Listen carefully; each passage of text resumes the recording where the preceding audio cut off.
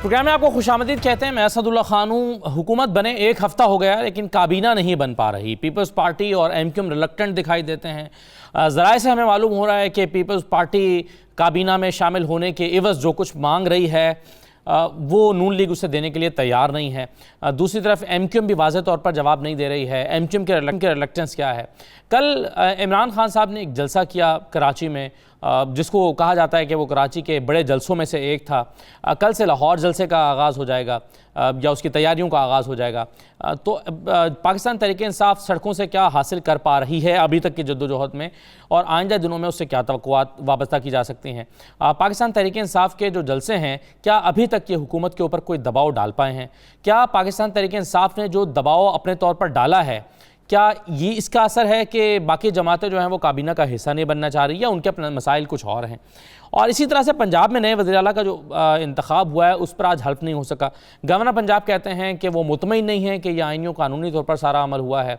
दूसरी तरफ वज़ीर आज़म ने अपने इख्तियारात का इस्तेमाल करते हुए गवर्नर को हटा दिया, लेकिन गवर्नर साहब कहते हैं कि उनको हटाना तो सदर का काम है। सदर साहब कहते हैं कि उनके पास कोई समरी नहीं आई है। तो क्या चल रहा है, क्या हो रहा है?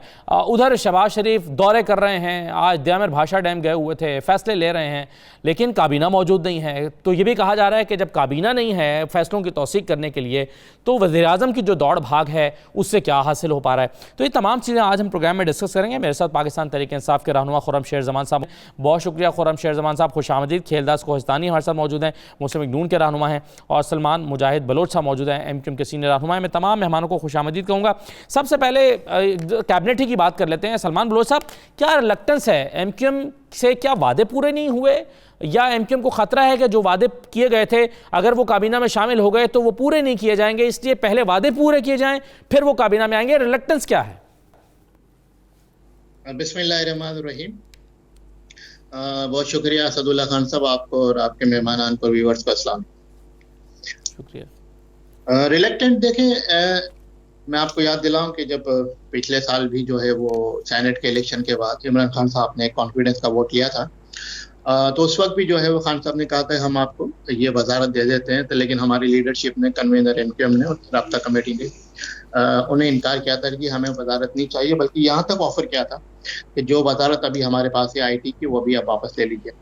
तो बेसिकली रिलेक्टेंट कुछ भी नहीं है, लेकिन ये एक मैं समझता हूँ कि कन्वीनर एमक्यूएम पाकिस्तान खालिद मकबूल साहब, राब्ता कमेटी का फैसला है कि वो ज़्यादा वजारतों में इंटरेस्ट नहीं रखते, ना काबीना में आने में इंटरेस्ट रखते हैं, लेकिन जो माहिदात हमारे साथ हुए हैं, पीपल्स पार्टी ने किया है, फिर वफाक में जो नून लीग ने किया है, हम उसके ऊपर अमल दरामद में ज़्यादा यकीन रखते हैं और देखना चाहते हैं कि हमने जो अभी इतना बड़ा स्टेप लिया है और अपोजिशन के कैंप को ज्वाइन किया और तहरीक अदम एतमाद में जो है खान साहब के खिलाफ वोट भी दिया, तो हम सिर्फ ये देखना चाहते हैं कि जो वादे वही, जो मुज़ाकरात, जो माहिदात हमसे हुए हैं उस पर कितना अमल दरामद होता है। और सिंध में पीपल्स पार्टी की हुकूमत है, वफाक में जो है अब वो अपोजिशन की हुकूमत है। शहबाज शरीफ साहब वज़ीर आज़म पाकिस्तान बन चुके हैं, तो देखना ये है कि इन मुआहिदात का पर अमल दरामद होना, इसका काबीना में शामिल होने से क्या ताल्लुक है? ये भी तो हो सकता है ना, आप कभी काबीना में शामिल हो जाएं और फिर मुआहिदात पर अमल भी हो जाए। एज ऑफ नाउ अब तक की जो पोजीशन है वो यही है कि एमक्यूएम ने वजारतें नहीं लेनी, ना ही काबीना में जाना। ये राब्ता कमेटी में फैसला हो गया है सलमान साहब? फिलहाल एज ऑफ नाउ तो यही राब्ता कमेटी का स्टांस है। कल क्या हो मैं नहीं कह सकता, लेकिन फिलहाल जो एज ऑफ नाउ यही पोजीशन है पार्टी के मौक़िफ़ की। और हम समझते हैं कि काबीना में जाना इतना ज़रूरी नहीं है जितना जो माहिदात के जो नुकात हैं उस पर अमल दरामद होना। और हम देखना चाहते हैं कि कितनी स्पीड से और कितनी तेज़ी के साथ इन नुकात पे अमल होता है जो एमक्यूएम पाकिस्तान के और पीपल्स पार्टी के साथ और वफाक में जो है वो नून लीग के साथ हुए हैं, और जिसके गारंटर हैं शहबाज शरीफ साहब, मौलाना फजलुर रहमान साहब, आसिफ जरदारी साहब और बिलावल भुट्टो साहब। जी, तो हम ये मेरा आपसे ये सवाल था कि आप गारंटर जो हैं मौलाना फजलुर रहमान और ख़ासतौर पर जरदारी साहब जो हैं, ये आपसे नहीं कह रहे कि हम बेफिक्र रहें, हमने गारंटी दी है, हम उन मुआहिदों पर अमल दरामद कराएंगे, आप आइए काबीना का हिस्सा बनिए ताकि निज़ाम हुकूमत तो आगे चले, ये वो नहीं कह रहे हैं आपसे? क्या नहीं, बिल्कुल वो कह रहे हैं कि आप काबीना में आइए और काबीना में चलने के हमारे साथ चलिए। लेकिन मेरे ख्याल में पीपल्स पार्टी भी अभी इंटरेस्टेड नहीं है तो बाकी काबीना का हिस्सा बनने में। शायद वो भी देखना चाहते हैं कि कितने वादे पूरे होते हैं, कितने नहीं होते।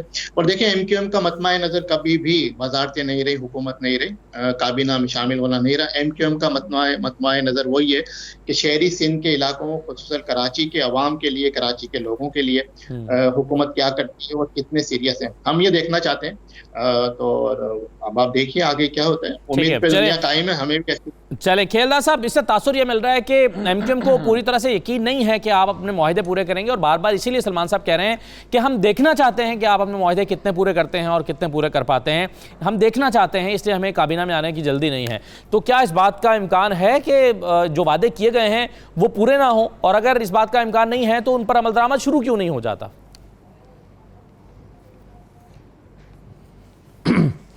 असद, देखें, ये मुत्तहदा जो तमाम पार्टियां हैं उनकी एक मुश्तरका हुकूमत है, तमाम पार्टियों की, PMLN, people's party, MQM, Mengal साहब, GIUIF, तमाम पार्टियां इस हुकूमत में शामिल हैं।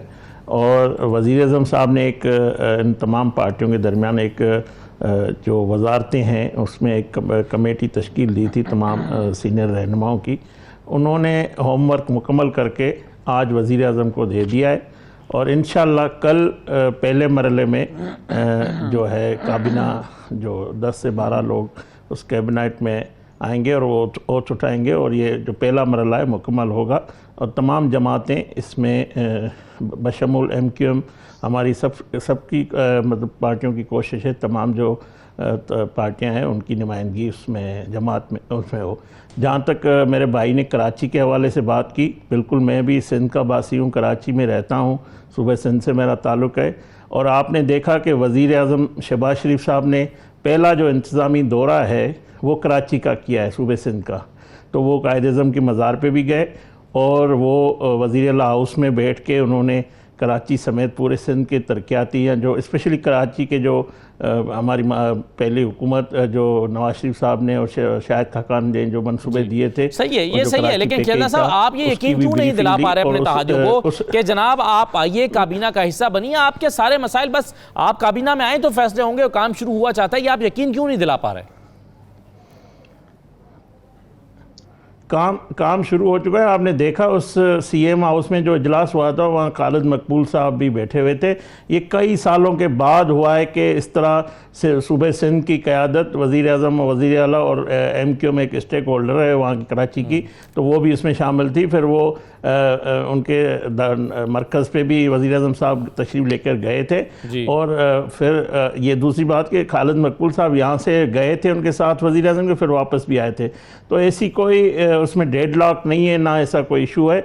सिर्फ ये देर का सबब ये है कि तमाम पार्टियों को इस हुकूमत साजी का हिस्सा बनना है, तो इसलिए मुशावरत से फ़ैसले होंगे। किसी एक पार्टी का एक मतलब इस तरह फैसला नहीं होगा। हम कलेक्टिव जो डिसीजन करना चाहते हैं तो सूबे सिंध के लिए और पाकिस्तान के लिए बेहतर होगा। और इंशाल्लाह ये जो वज़ीर-ए-आज़म साहब आपने कहा कि वो अकेले काम कर रहे हैं, देखें इस मुल्क को अब मसीहा चाहिए था, वो मसीहा शहबाज शरीफ साहब के सूरत में खादिम पाकिस्तान मिल गया है, जो सुबह 7 बजे जाकर जो मंसूबे हैं, जो रुके हुए मंसूबे हैं, जो पाकिस्तानी कौम के और टैक्सेस के पैसे हैं जिस तरह ज़ाया हो रहा था, ये कोई नहीं। लेकिन खेलदार साहब वो कामीना तो है नहीं, कोई फैसले तो अभी वो वज़ीर-ए-आज़म कोई फैसले तो कर नहीं सकते।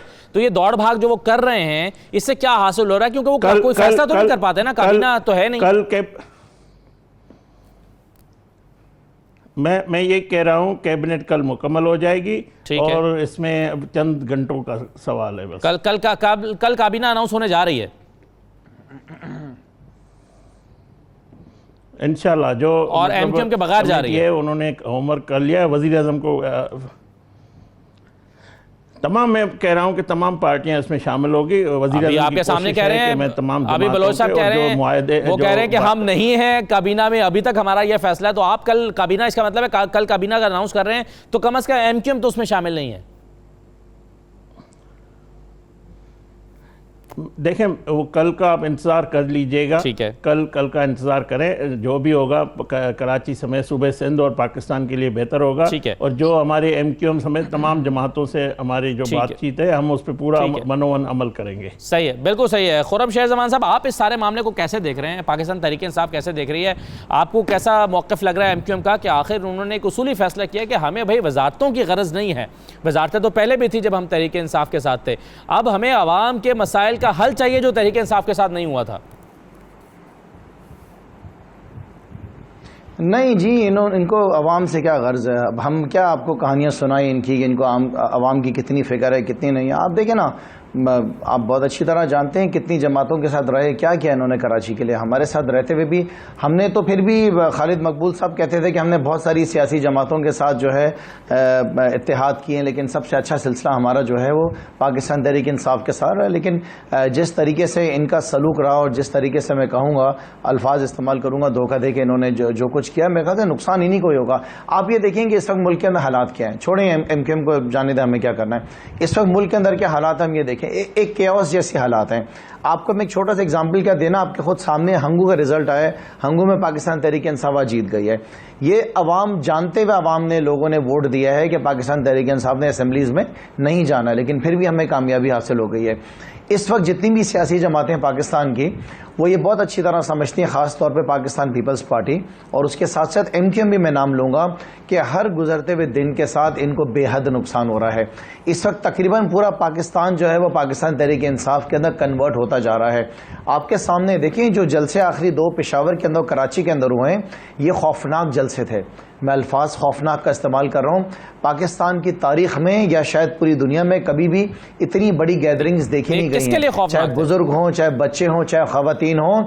ये खौफनाक उन्हीं लोगों के लिए जो इस वक्त सब मिल बैठ कर, लेकिन खुर्रम साहब देखिए ना, एक सादा समझ आने वाली बात यह है, इन्होंने बंटवारा करना है। एक सादा जलसे पर मैं आता हूं, जरा इससे क्या आपने हासिल किया या क्या करना चाहते हैं। लेकिन सवाल सादा सा ये है कि अगर आवाम के लिए MQM जो है वो नहीं आई है आपको छोड़कर दूसरी हुकूमत के साथ, तो फिर जाहिर है ज़ाती अगराज़ व मकासद के लिए आई होगी, और वो वजारतों में पिन्हा है, तो वजारतें वो ले नहीं रहे, तो फ़ायदा वो क्या उठा रहे हैं? फिर सवाल तो ये है। जाहिर है कुछ ना कुछ और मांग रहे होंगे जो इनको अभी तक मिल नहीं रहा होगा। वो अल्लाह बेहतर जाने, इनकी क़यादत जाने उन्होंने क्या करना है। सो बेसिकली मेरा MQM से कोई इतना गर्ज नहीं है, क्योंकि हमने इनको बहुत करीब से देख लिया है। अच्छा। जाहिर है मजबूरियां होती हैं, साथ लेके चलना पड़ता है, लेकिन बात असल में यह है कि मौजूदा हालात मुल्क के क्या हैं। मौजूदा देखिए, हमारा सबसे पहला गर्ज तो, हमारी सियासी जमातें तो वो बाद में आती है ना, सबसे पहले पाकिस्तान आता है। पाकिस्तान रहेगा, पाकिस्तान में सलामती रहेगी, पाकिस्तान में हालात अच्छे रहेंगे तो मुल्क आगे बढ़ेगा। इस वक्त मुल्क के अंदर एक केओस हो गया है। आज तो जलसा कराची में हुआ है, पेशावर में और लाहौर में होगा, आगे हालात और ज़्यादा टफ होंगे इनके लिए। पूरे पाकिस्तान में एक दिन में कॉल्स दी जाएंगी, पूरा पाकिस्तान बंद होगा।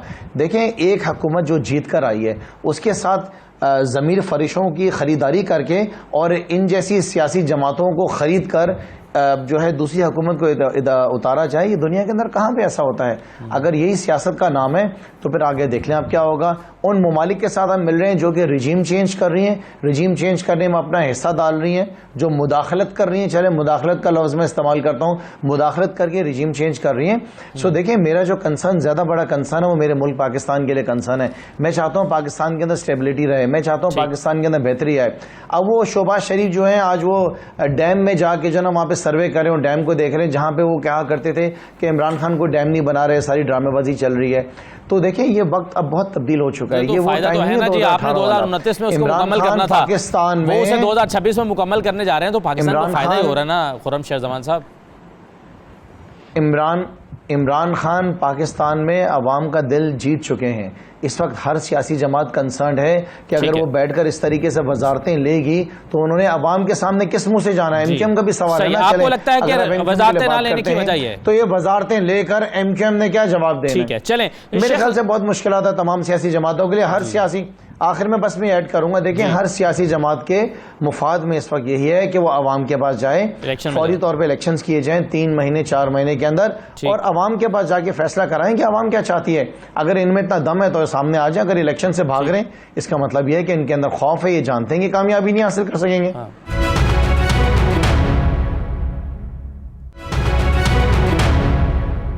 सलमान साहब, कुछ मशवरे जो हैं वो शेख रशीद साहब ने दिए हैं, कुछ शाह महमूद कुरैशी साहब ने कल दिए हैं। शेख रशीद साहब ने क्या कहा कल के जलसे में MQM को मुखातिब करके, ज़रा सुन लीजिएगा।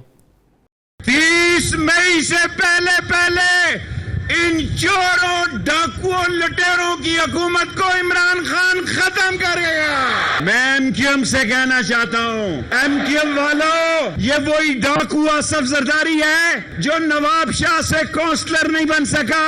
देखा जाए कराची पाकिस्तान का झंडा इमरान खान के साथ उठाए हुए है और इमरान खान को वापस लाना होगा। अगर इमरान खान को वापस न लाए तो जेलें भर देंगे। शाह महमूद कुरैशी साहब ने भी कुछ सवाल किए हैं एमक्यूएम वालों से कल के जलसे में, जरा ये भी सुन लीजिए। कराची में एमक्यूएम को बड़ा मौका मिला इक़्तिदार का, हुकूमत का, और हमारे हलीफ भी रहे।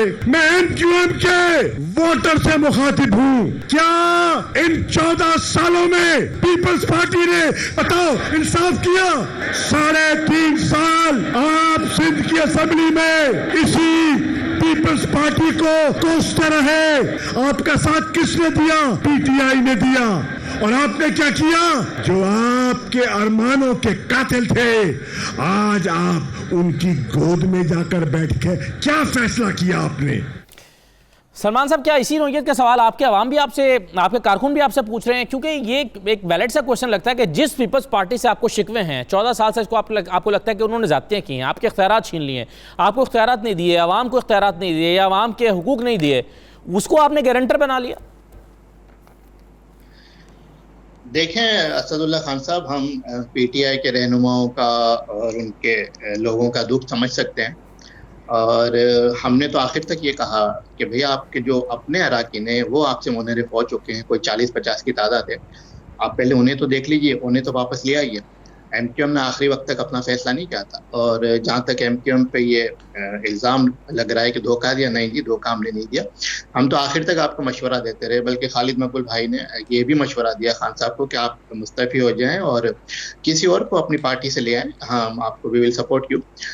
लेकिन मामला फिर वहीं चले जाते हैं कि अगर एमक्यूएम से इतना ही आपको बुरा लग रहा था तो आपने 3.5 साल तक एमक्यूएम का साथ क्यों मांगते रहे, और फिर क्यों बहादुराबाद में आके आपके वजीर आज़म ने, साबिक वजीर आज़म ने लीडरशिप के साथ आके अपना माथा टेका और पार्लियामेंट लॉजिस में भी मुलाकातें करते रहे, आखिर तक मुलाकातें करते रहे। लेकिन देखें, एमक्यूएम एक सियासी समझबूझ रखने वाली पार्टी, एक शऊर रखती है और अब एक आज़ाद जमात है। अब किस तरह से हमने 3-3.5 साल इनके साथ गुजारे जबर करके, वो तो हम जानते हैं। लेकिन अब जब एक पाकिस्तान को बचाने के लिए और जमहूरियत को बचाने के लिए एमक्यूएम ने एक अपना फैसला किया और बड़े गौर व खौफ के बाद किया है, तो मेरे ख्याल में किसी को ये राइट नहीं है कि वो एमक्यूएम को नहीं, ये आपका राइट है सलमान साहब, ये तो आपका राइट है। लेकिन मेरा सवाल ये है कि आखिर किस चीज़ ने आपको इस बात पर मुतमईन किया कि वो पीपल्स पार्टी जो कभी आपको आपके उसूलों के मुताबिक या आपकी डिमांड्स के मुताबिक उसने काम नहीं किया, वो आज गारंटर बनकर आई है आपके लिए? तो ये किस चीज़ ने, पीपल्स पार्टी के किस एक्शन ने आपको मुतमईन किया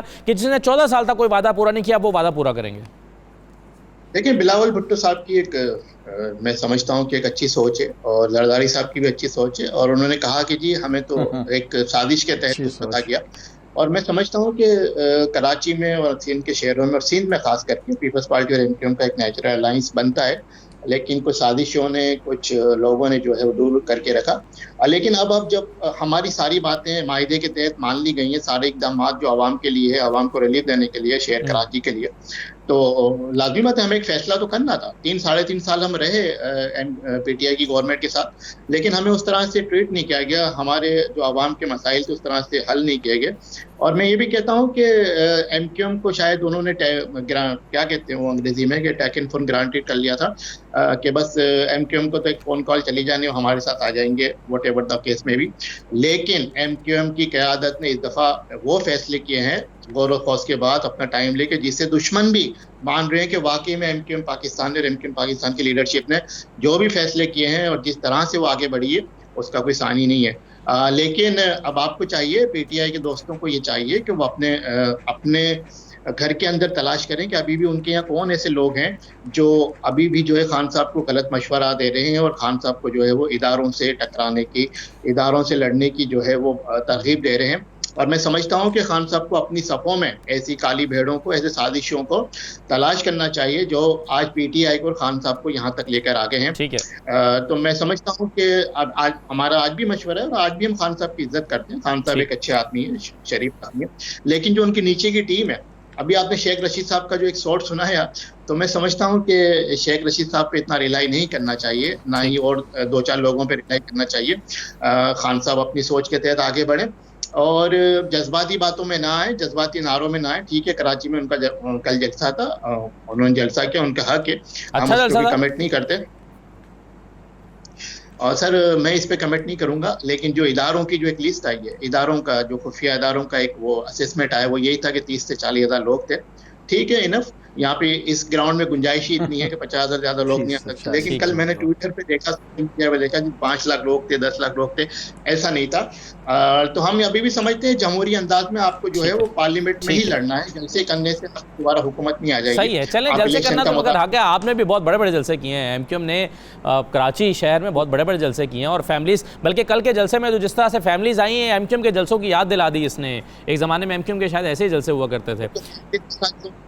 जो सलूक किया गया पेशावर के जलसे में, कराची के जलसे में, जो हमारी माओ बहनों के साथ इनके कारकुनान ने जो सलूक किया, उसकी कोई मजम्मत नहीं। चले, मैं उसकी तरफ कोई नहीं जाता। ठीक है, एक छोटा सा ब्रेक मुझे लेना है, ब्रेक के बाद वापस आते हैं और देखते हैं कि ये इन जलसों से पीटीआई हासिल करना क्या चाह रही है और क्या हासिल कर पाएगी। जलसे तो पिछली दौरे हुकूमत में भी बहुत किए थे, लेकिन उससे हुकूमत घर नहीं जा सकी थी, तो क्या हासिल कर पाएंगे इमरान खान साहब, और इस मरतबा के जलसों में पहले के जलसों में क्या फ़र्क वो महसूस करते हैं। ब्रेक लेते हैं, ब्रेक के बाद वापस आते हैं।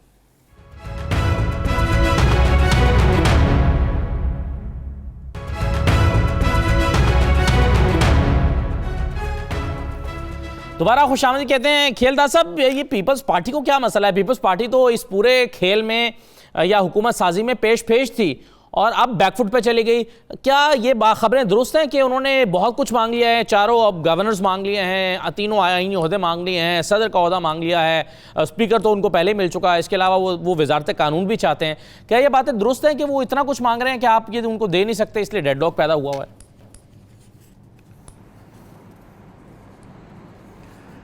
देखें, ये सिर्फ एक खबरें फैलाई जा रही है या अफवाह जो जिस तरह गर्दिश कर रहे हैं, ऐसी कोई बात नहीं। मैं इंट्रो में भी कह चुका हूँ कि ये कलेक्टिव डिसीजन होंगे और तमाम पार्टियों को एतमाद में लेकर फैसले हम करेंगे। तो मैं उसका जवाब पहले ही दे चुका हूँ। मैं खुर्रम शेर ज़मां साहब जो मेरे भाई बैठे हुए हैं कराची से, मैं उसको थोड़ा याद दिलाना चाहता हूँ। दया मीर बादशाह डैम की ज़मीन नवाज़ शरीफ साहब ने ख़रीदी थी, उसकी हुकूमत में ये इनिशिएटिव लिया गया था, उसके लिए रकम रखी गई थी। स्टोन का जब रखना था तो वो हमारी हुकूमत चली गई थी। तो इन्होंने इस मुल्क की तरक्की और खुशहाली के लिए एक ईंट आज तक नहीं रखी पौने 4 साल में। तो ये इससे बड़े मंसूबे ज़ाहिर जो नवाज़ शरीफ ने शुरू किया था उसके, और ये अवाम का पैसा है, कौम का पैसा है। तो वज़ीर आज़म साहब वहाँ गए और वो चाहते हैं कि ये मंसूबा एक अजीम मंसूबा है, जल्द मुकम्मल हो। तो इनमें इनका कोई रोल नहीं रहा है, ना इन्होंने कोई पाकिस्तान के लिए इस किस्म के कोई ऐसे इक़दामात उठाए। इन्होंने तो इंतकाम और झूठ का बयानिया और चोर चोर के नारों पे इन्होंने पौने 4 साल गुजार लिए। और आज जिस हालत में जो शहबाज शरीफ साहब ने परसों में बताया, जिस तरह ख़जाने की हालत है, जो तवानाई के जो ज़खायर उनकी सूरत हाल बताई, जो मईशत है पाकिस्तान की, अगर जो वो ये मईशत ख़राब है तो आप उनकी फिर पॉलिसीज़ को क्यों कंटिन्यू रखे हुए हैं? आप समझते हैं कि उन्होंने पेट्रोल की कीमत कम करके ना बढ़ा के बड़ा जुल्म किया मईशत के ऊपर, लेकिन आपने उसको कंटिन्यू किया, आपने उसको रिवाइज़ नहीं किया कीमतों को? देखें, हमने इस बार नहीं किया है। हम फ़ौरन जो ये समरियाँ बना के चले गए थे, या जो उन्होंने, इनको पता था 4-5 महीने पहले कि हम अब जा रहे हैं, तो उन्होंने जो इक़दामात किए, जो सब्सिडी दी, ये सिर्फ सब कुछ किया मगर मुल्क के ख़जाने को नुकसान दिया। तो हम वो काम करेंगे जो मुल्क के इंटरेस्ट में होगा, जो अवाम के इंटरेस्ट में होगा। तो जो चीज़ें हैं वो ब्रीफिंग ले रहे हैं हमारे वज़ीर आज़म साहब, और इंशाअल्लाह हम ये नहीं कहेंगे कि इनकी नालायकी तो हम मुल्क को नहीं, हम मुल्क को उसी डगर पे लेके जाएंगे जहाँ पे नवाज शरीफ साहब ने, शाहिद खाकान साहब ने छोड़ा था।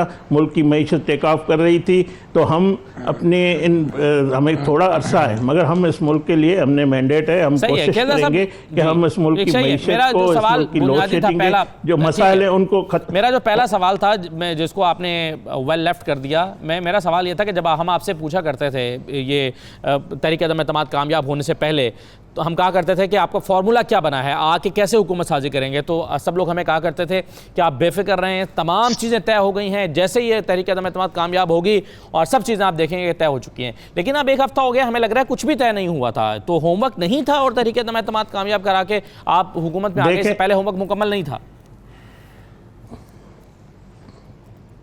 नहीं, हमारा होमवर्क बिल्कुल मुकम्मल है और हमारा जो पहला एजेंडा जो हमारी थी वो इमरान खान को, इस सिलेक्टेड को, इस नायल को, इस नालायक को निकालना था कि हम इसको आइनी तरीके से निकालें, हम हमारी पूरी के हम अदम एतमाद को कामयाब करें। और किस तरह इन्होंने जो उसमें आइनी जो आइन को तोड़ा और रोका उसको, मैं समझता हूँ कि असद मैंने ज़िंदगी में ऐसा हिर्सी इंसान इस कुर्सी के लिए, जो पावर के लिए ऐसी पार्टी नहीं देखी।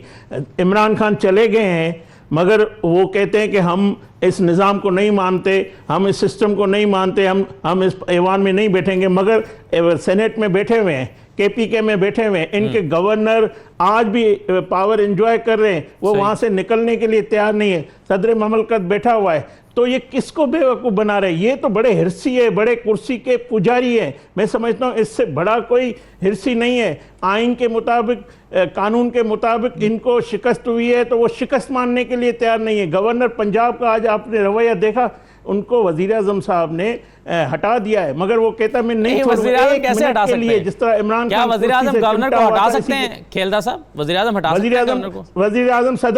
वज़ीर आज़म सदर ममलकत को लिखते हैं जो आइनी तरीका है, हम उस तरीके से हटाएंगे, हम गैर आइनी तरीके से आप लिखे तो सही ना, सदर को तो लिखा ही नहीं है, मुताबिक इसको हटाएंगे जो वज़ीर आज़म का इख्तियार। आप इजाज़त दें तो मेरे साथ पीपल्स पार्टी के रहनुमा चौधरी मंजूर साहब मौजूद हैं। चौधरी मंजूर साहब, ये काबीना नहीं बन पा रही, इस पर आपको कोई तशवीश है कि एक हफ्ता हो गया, हुकूमत बन गई लेकिन काबीना नहीं बना पा रहे शहबाज शरीफ साहब? ये कार्य सरकार जो निज़ाम है, ये कैसे आगे चलेगा? कोई बात नहीं, बन जाएगी, आप इसकी फिक्र न करें।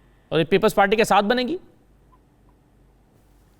ये फैसला कल आपको पता चल जाएगा कि पीपल्स पार्टी के साथ बन रही है, पीपल्स पार्टी के बगैर बन रही है। क्या चीज़ रुकावट है जो पीपल्स पार्टी को फैसला अभी तक नहीं कर पा रही? इत्तेहादी जमातों के अंदर ये इश्यूज आते हैं, तो इत्तेहादी जमातों को, जो छोटी जमातें हैं, उनको पहले राजी करना पड़ता है। पीपल्स पार्टी ये चाह रही है कि पहले इत्तेहादी जमातें जो हैं उनको किया जाए, क्योंकि इत्तेहादों को लेकर चलना आसान नहीं होता।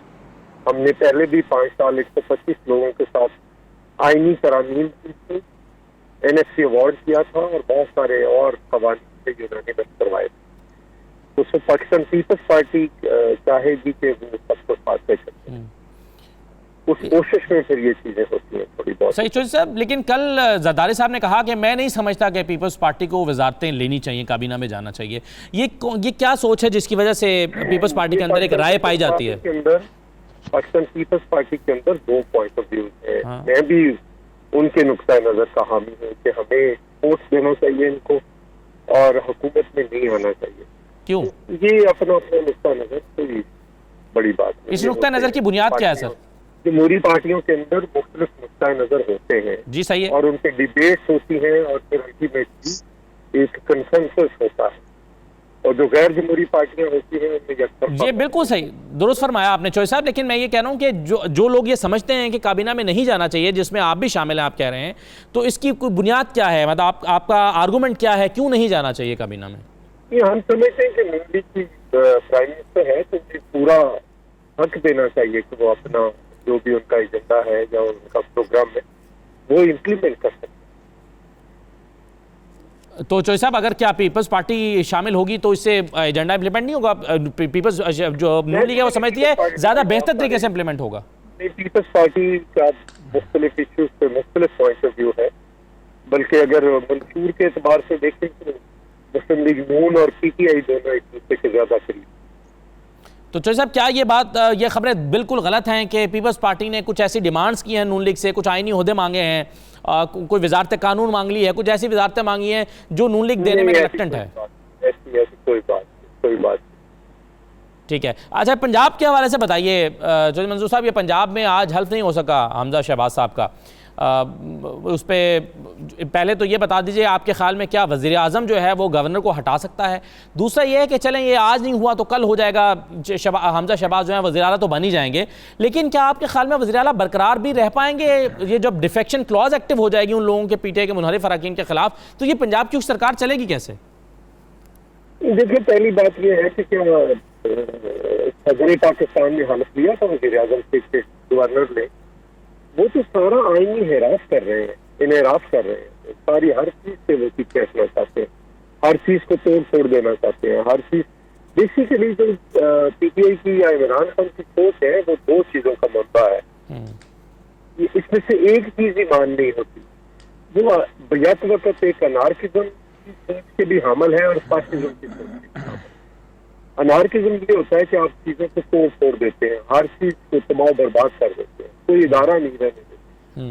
और फैसिज्म ये होता है कि आप नेशनलिज्म को, आप मजहब को इस्तेमाल करके सिर्फ आप ये कहते हैं कि मैं सिर्फ वही वतन हूँ और जो मेरे खिलाफ है वो गद्दार है, मैं सिर्फ मुसलमान हूँ, जो बाकी मेरे खिलाफ है जो भी है, अगर आज मेरे साथ है तो वो बड़ा मुसलमान है, अगर आज रात को मेरे खिलाफ हो गया तो सुबह वो गद्दार भी हो जाएगा और वो काफिर भी हो जाएगा। जो हिटलर की सोच थी, अगर आप उसको देखें और गोएबल्स को मिलाकर देखें तो ये एक प्रोपेगेंडा है जिसके ऊपर खड़े। सही है। चौधरी साहब, आखिरी सवाल में प्रोपेगेंडा के ऊपर ये चीजों को चलाता है। सही है।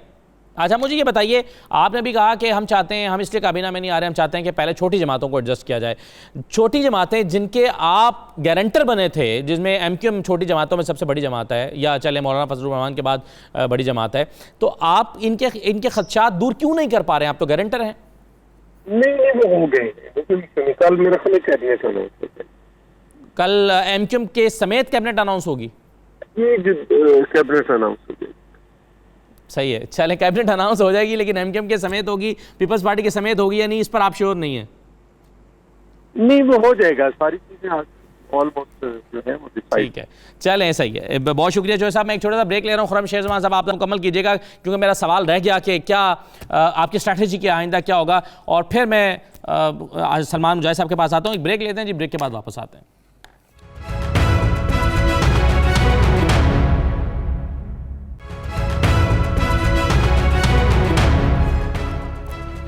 दोबारा आपको खुशामदीद कहते हैं। खुर्रम साहब, ये जो स्ट्रैटेजी बता दीजिए ज़रा, क्या है? अब ये जलसों के ज़रिए हुकूमतों को घर भेजना है, थोड़ा सा मुश्किल सा काम लगता है। आप कॉन्फिडेंट हैं कि अर्ली इलेक्शन की तरफ आप हालात और माहौल को ले जाएंगे, मगर ये कैसे होगा? नहीं, देखें, बात आपकी ठीक है कि आपको सुनने में मुश्किल लगता है, लेकिन इसमें ना बहुत फ़र्क पड़ता है। आप देखें तादाद क्या है। एक, अगर आपका पूरा मुल्क अगर 70% एक तरफ आके अगर खड़ा हो जाता है, ये मामला 172 लोगों का नहीं है। देखिए, बात असल में ये है कि अगर ये आपके अपने लोग होते, आपके वोटरों के ऊपर जीत कर आए होते, अब ये साफ फरमा रहे थे पीपल्स पार्टी के, अगर आपके साथ खड़े हैं तो वो लोग ठीक हैं, अगर आपके साथ नहीं खड़े तो गलत है। ये लोग रिजाइन करते, इलेक्शन जाके लड़ते, जीतते, फिर आपके साथ खड़े हो जाते। तो यहाँ पे मामला 172 लोगों का नहीं, यहाँ पे मामला करोड़ों लोगों का है। करोड़ों लोग जो है पाकिस्तान में आज इमरान खान के साथ खड़े हैं। आपने कहा कि हमारा प्लान क्या है, हमने अब तो बड़े बड़े शहरों के अंदर ये आप देख रहे हैं जलसे हो रहे हैं, इसके बाद वजीर आजम साहब सिंध के दौरे शुरू करेंगे, पूरे पंजाब भर के अंदर दौरे करना शुरू करेंगे। आप जानते हैं कि उनकी स्ट्रेंथ कितनी है, आप ये भी जानते हैं कि उनका स्टेमिना कितना है, वो लड़ना जानते हैं, वो मुकाबला करना जानते हैं। अभी तो देखें, इनकी आपस की लड़ाई शुरू होनी है। अभी एमक्यूएम भी आपस में लड़ेगी, पीपल्स पार्टी लड़ेगी, पीएमएलएन लड़ेगी, इनकी वजारतों पे झगड़े होंगे। फिर जब इनकी कमेटी अनाउंस हो जाएगी, लड़ेंगे, क्योंकि इन्होंने सारी जिंदगी लड़े आपस में, कोई ऐसा थोड़ी कि अभी नहीं लड़े। ये तो मैंने आपसे बताया ना, एक दूसरे को चोर खुद ही कहते रहे। ये नारे तो इन्हीं को थे। जितने भी केसेस थे वो केसेस किसके थे? ये तो सारे वो केसेस थे जो पीपल्स पार्टी ने पीएमएलएन पे किए हुए थे और पीएमएलएन ने पीपल्स पार्टी पे केसेस किए हुए थे।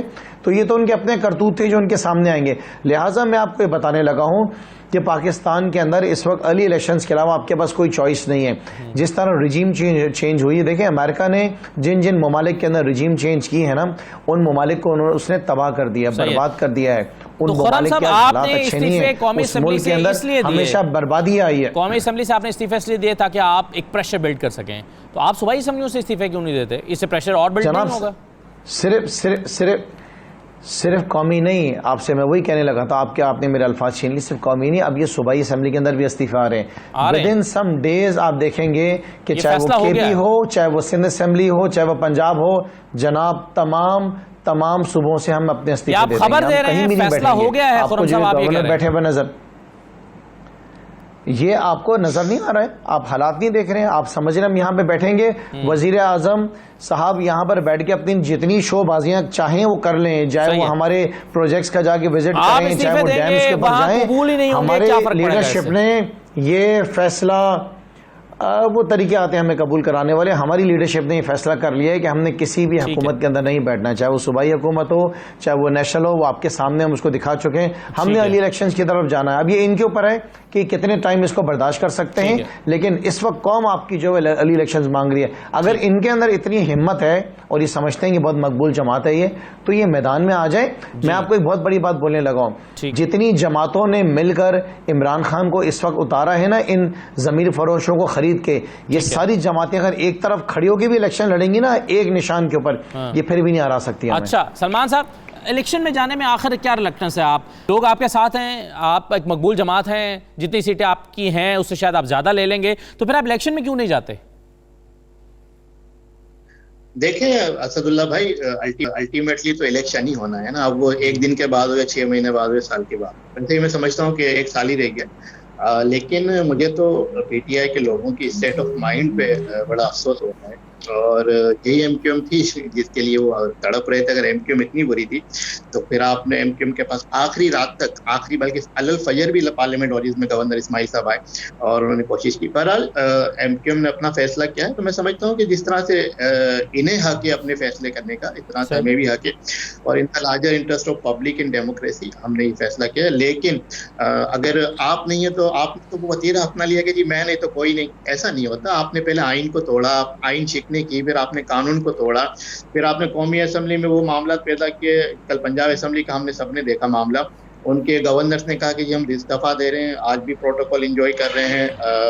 तो अब यही कहा जा सकता है कि हमें तो रहम आ रहा है इनके ऊपर। और पहले अमित के खिलाफ बयानिया बना लिया, फिर कहते हैं कि जी नहीं जी हमने तो ये कहा था, हमने उनके खिलाफ कोई बात नहीं की। फिर आप देखें इनका एक जो सोशल मीडिया का जो एक मामला है, आर्मी चीफ को इन्होंने नहीं छोड़ा, चीफ जस्टिस ऑफ पाकिस्तान को इन्होंने नहीं छोड़ा, मतलब हर किसी को ये ट्रोल कर रहे हैं, हर किसी के खिलाफ जो है वो ऐसी मुहिम चला रहे हैं। किसके कहने पे चला रहे हैं? उनके लीडर के कहने पे चला रहे हैं। लोग भी पकड़े गए, लेकिन समझना चाहिए कि आपने मुल्क की सलामती को दांव पे लगा दिया सिर्फ अपने इक़्तिदार की खातिर बचाने के खातिर। इसका सलमान साहब ये बता दें, इनकी बात का जवाब ले लीजिएगा। अच्छा मैं आता हूं। सलमान साहब ये बता दें कि वो आखिर मुआहिदे क्या हैं जिस पर आप फौरी तौर पर अमल दरामद चाहते हैं? काबीना में जाने से भी पहले आप चाहते हैं कि उन पर अमल दरामद हो। 1, 2, 3 वो मुआहिदे कौन से हैं?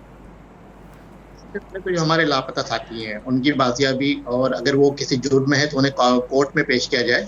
कई सालों से जो है हमारे लापता साथी जो है वो अपने घरों को नहीं पहुंचे। अगर कोई जुर्म है तो उनको कोर्ट में पेश करें अकॉर्डिंग टू लॉ। और दूसरा ये कि जो हमारा 40 जो है 140A का जो एक फैसला भी और एमक्यूएम की डिमांड भी है, बल्दियाती कवानीन में उस हवाले से तरमीम की जाए। प्लस ये कि जो 40% का जो कोटा है नौकरियों में जो सीन के शहरी इलाकों कई सालों से नहीं मिल रहा, उस पर अमल दरामद किया जाए फौरी तौर पे। ये हमारे बेसिक मुतालबात है। उसके बाद और भी हमारे मुतालबात हैं जो मतलब मुआहिदे में लिखे हुए हैं। लेकिन बस मैं ये कहूँगा कि तहजीब और तमीज़ का दामन नहीं छोड़ना चाहिए। लेकिन मैं समझता हूँ कि जैसी तरबियत इनके लीडर की, इसी तरह से पीटीआई के लोग भी कर रहे हैं और किसी को नहीं। चलें मुख्तसरन रिस्पॉन्ड करते हैं, फिर मैं जरा कोस्तानी साहब के पास जाऊँ। खुर्रम साहब मुख्तसरन जल्दी से रिस्पॉन्ड कर दीजिएगा। अच्छा जी, मैं ये बड़े साफ अल्फाज में आपको बता दूं कि पाकिस्तान तहरीक इंसाफ की लीडरशिप ने सख्ती से ये इंस्ट्रक्शंस दी हुई हैं कि पाकिस्तान तहरीक इंसाफ का कोई भी वर्कर जो है पाकिस्तान की फ़ौज के ख़िलाफ़ कोई बात नहीं करेगा, कोई ऐसी स्टेटमेंट नहीं आई है। इनको शर्म आनी चाहिए ऐसे अल्फाज इस्तेमाल करते हुए। इस तरह की बात करने से पहले आप जरा सोचें, ये आपस में लड़वाने से आपको हासिल कुछ नहीं होगा और आप लड़वा सकेंगे नहीं। इसलिए जब तक आपके पास कुछ सबूत ना, बात ना करें। जो शख्स इस तरह के काम कर रहा है उसको जाके अरेस्ट कराएं। हमारी तरफ से खुली इजाजत है। ना हम अपनी अफवाज के खिलाफ बात करेंगे, ना हम अपने इदारों के खिलाफ बात करेंगे। जी बिल्कुल सही है। खेलदार साहब ये बताइए, अभी आपने सुना खुर्रम जमान साहब कह रहे हैं कि चंद दिन में हम तमाम असम्बलियों से इस्तीफे दे रहे हैं, खैबर पख्तूनख्वा से भी, सिंध से भी, पंजाब से भी इस्तीफे देने जा रहे हैं। अगर उस तमाम जगहों से इस्तीफे आ जाते हैं, नेशनल असेंबली से पहले आ चुके हैं, क्या हल रह जाएगा आपके पास कि आप दोबारा इलेक्शन में जाएं? देखें, इनको कहें कि पहले गवर्नर हाउस कराची से इमरान इस्माइल को बाहर निकालें और पंजाब में जो लाहौर में गवर्नर बैठे हैं वो बाहर आ जाएं, रिज़ाइन देकर भी बैठे हुए हैं। तो सेनेट में इनके नुमाइंदे बैठे हुए हैं, ये कभी नहीं छोड़ेंगे। मैं कई बार कह चुका हूँ आपको, ये कुर्सी को कभी नहीं छोड़ेंगे। इस जैसा हैसी, इन जैसा पावर का शौकीन और कोई नहीं है। और ये खुर्रम जमान कह रहे हैं कल इमरान खान ने कराची जलसे में पहला लफ्ज जो बोला है, पहला लफ्ज बोला है, नया सदर आएगा वो अपने गवर्नर्स लगा देगा। तो आप खुद फैसला नहीं कर पा रहे ना सदर किसने आना है, तो रुकावट तो आपकी तरफ से भी है। मैं ये कह रहा हूँ कि कल जो वज़ीर आज़म ने आज जो ये कहा है कि उसको गवर्नर पंजाब को तब्दील किया जाए, ये सदर ममलकत को लिखेगा, उन्होंने लिख दिया है और वो उसी तरह जाएंगे, आइन के मुताबिक जाएंगे। कल इमरान खान ने जो तकरीर की कराची में, पहला उसने जो नारा लगवाया वो नारा लगवाया जो ISPR ने कहा कि साजिश नहीं हुई है, इन्होंने नारे लगवाए साजिश हुई है। तो ये किसको बेवकूफ़ बना रहे हो? खुल के आओ ना। इतना किसी के साथ आप सोशल मीडिया पे या आप टीवी पे एक चीज़ कह रहे हैं कि हम नहीं करेंगे, आपका लीडर क्या कह रहा है आप देख लो। कल पहला अल्फाज उसका ये था। दूसरा बात मैं आपको बताऊं असद भाई, कुछ नहीं हासिल कर सकोगे ये है, इनके दो मसले, एक तो इनकी नालायकी और इनकी कोई कारकर्दगी नहीं थी उससे बचने के लिए। दूसरा, इन्होंने जो फॉरेन फंडिंग केस है, करप्शन है, तोशाखाना का जो स्कैंडल है, उनसे बचने के लिए ये नया बयानिया दिया है। ये खुद कहता है कि मैं एंटी अमेरिका नहीं हूं, एंटी यूरोपियन नहीं हूं, एंटी इंडिया नहीं हूं। तो हमारे मासूम पाकिस्तानियों को क्यों कह रहे कि आप अमेरिका के खिलाफ नारे लगाए? क्यों नहीं इमरान खान अमेरिका के खिलाफ नारा लगाता? क्यों नहीं शाह महमूद कुरैशी लगाता? क्यों नहीं खुर्रम जमान नारा? तो हमारे मासूम शहरियों को आप क्यों इस्तेमाल कर रहे हैं इस गिनौने अपनी गंदी सियासत को बचाने के लिए? नहीं, अमेरिका के खिलाफ नहीं बोलना चाहिए ये आपको चले, वक्त मेरे पास खत्म हो गया। आपको खौफ आता है इंडिया के खिलाफ बात करते हैं? चले, बहुत शुक्रिया। अमेरिका के खिलाफ बात करते हैं आपको खौफ आता है? हमें तो नहीं आता। सलमान साहब बहुत शुक्रिया के लिए, बहुत शुक्रिया। इजाज़त दीजिए, अल्लाह हाफिज़।